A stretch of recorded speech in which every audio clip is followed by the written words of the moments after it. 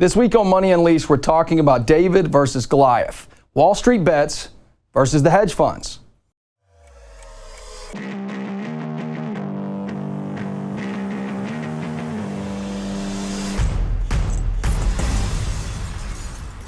Early in 2021, we watched a showdown between Reddit and hedge funds that brought up both moral and legal questions about the way in which markets operate. Historically, the hedge funds have been seen as the smart money, picking little-known stocks, making higher than normal profits. With a little bit of research, we see that some hedge funds do and some hedge funds don't. For example, many hedge funds' top positions are the stocks we all know and love in the S&P 500.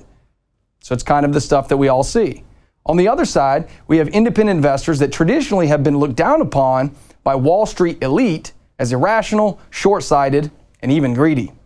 Then in 2021 enters GameStop. GameStop, a brick-and-mortar retailer of video games and consoles, its shares started around $2 and ended up at $438 at one point. At those levels, GameStop gained roughly 18,000% since the spring. The video game retailer hasn't even made a profit in 2 years. It's become an obvious target for short sellers on Wall Street bets as the stock fell over 90%. Wall Street Bets, an online community of 6 million members, started to buy the stock and squeeze out the hedge funds. Hedge funds like Melvin Capital took a 100% loss in the squeeze.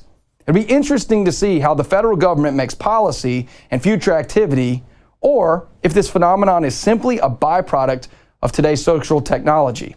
The point here is David versus Goliath is giving us a whole new thing to look at, a whole new thing to think about. And as we go through this process, it'll be fascinating to see where the government stands, where the people stand, and who wins David versus Goliath. Thank you for tuning in to Money Unleashed. Catch us here every week for educational content and all the great things that are going on here at the Financial Group.